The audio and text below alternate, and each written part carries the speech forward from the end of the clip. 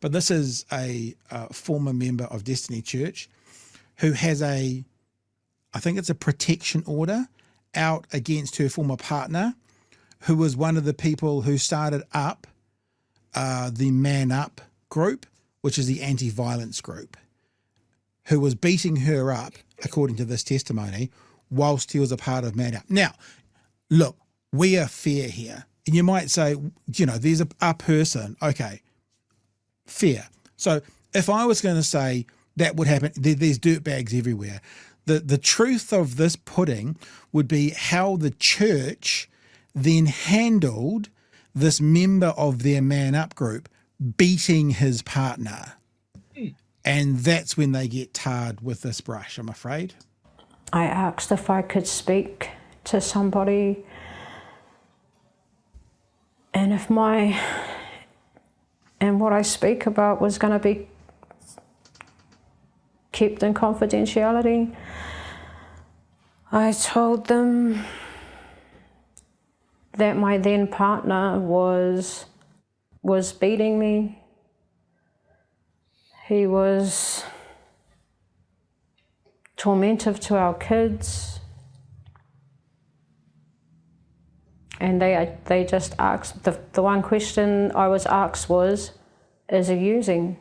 The recurring theme from the women I spoke to about Manup was that healing the men came first. That Manup did work sometimes. Some men have stopped being violent. But when it didn't work, women and sometimes children were left at risk. So that's all I was going to show you from the actual episode, because now we're going to play the story, because the story actually features a bit about the episode as well. So here is the one news story from tonight, featuring the investigative journalism of John Marvellous Campbell. A former Destiny Church member has spoken out against the church's Manup group, which is billed as an anti-violence program. But a woman on the receiving end of domestic abuse at the hands of one of its former members says she was blamed for being beaten. Chief Correspondent John Campbell reports for this One News in-depth investigation. Just like Jesus wanted them to do. You blame the victim. That's what you do. I was labelled the problem. I was the one at fault for triggering the man. How powerless did that make you feel? F***ing worthless as. Tiahi left Destiny after repeatedly being beaten by her former partner. He was a founding member of the church's Manup anti-violence program. What do you think Manup is? Bullshit. Is it an anti-violence program? An effective, meaningful anti-violence program? No. And I said to Tala, great job what you're doing, but I want you to storm the library they're in. Now, just a little pat on our back, Chewie. You will notice there is a fair bit of footage about to come up, which is the footage we showed after charges were brought against 7 members of Manup. And this is still on, as far as I know, YouTube, this clip, which is the day after they stormed the Te Atatu library. Brian Tamaki on stage acknowledging he told them to storm the library. And shut it down.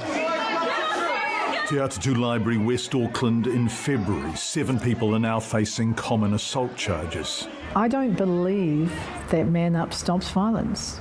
I do not believe that. Even if in some contexts they stop beating their partners, they are now put in a position where they are trained and they are taught to be violent against other members of communities. There was a lot of lies of violence. That's not true. There might have been some pushy-bargy, but hey, I'd smack somebody over that's going to pervert my little child in a room. Brian Tamaki and Destiny Church declined to answer any of our questions, even in writing. This government's watching me. I'm a dangerous man. It's not safe, it's not healthy. You know, we should never live in fear of something, particularly when it comes to our God. Were there times you told Destiny what your ex was doing, and as a result of you telling Destiny, your ex would beat you up again? Yeah. Yep. Under a protection order, she lives in hiding and would only speak with her face blurred. Many times I went there to ask for help to leave or have him removed. Most times they were looking at me as if I was the demonic one. I was the one, I was the problem. The victim was the problem? Yep. I've spoken to more than 20 current and former Destiny members as part of an investigation into the church, its public anger and its charity status. All were terrified to share their story. Episode 2, they talk a lot about the charity status. They talk about the charitable status, and there's some wording in the to be a registered charity that you have to abide by a certain standard, a public standard. And they do this really interesting thing in episode 2 where they show all it was like 42 charities or something at one stage, and now there's only 9 left.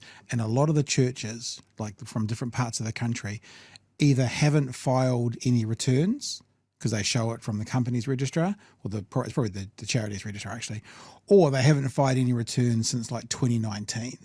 So according to this series, in episode 2, you see that Destiny is not being forthcoming with the financials of their charities, and they've either let the charities go into dissolution or they've asked to be removed from the registered charities rather than, the implication is rather than declare what their incomes were, because there's no monies attached to the side.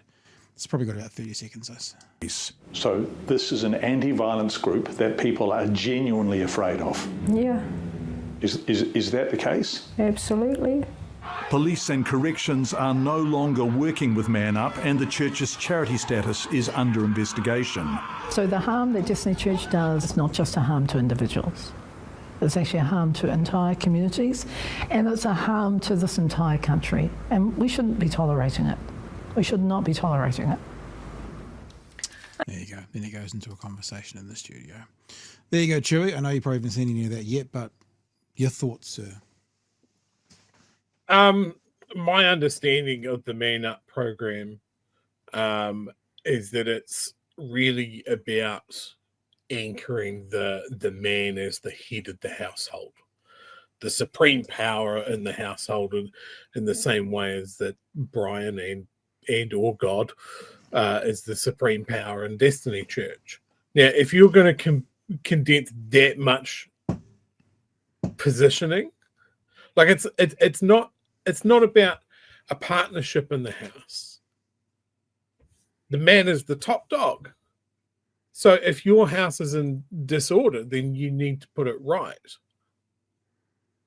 And that seems to be the core takeaway here. It's a very misogynistic place to be. And when you're already dealing with damaged people that have used violence in the past to correct mistakes, or is seen as a tool to achieve your goals, then what are you going to get?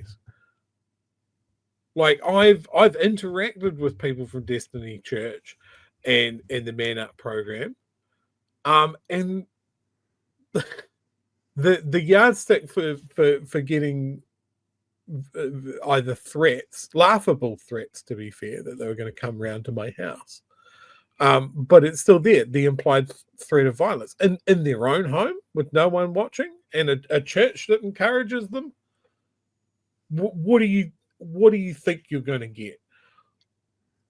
My personal view is that if anybody takes out their shortcomings, their frustration out on their kids and their partner, is an absolute dog shit human being. And that seems to be, I guess, a prerequisite for being in Destiny. Like, how can you sit there and hear these messages and go, yeah, no, this is cool?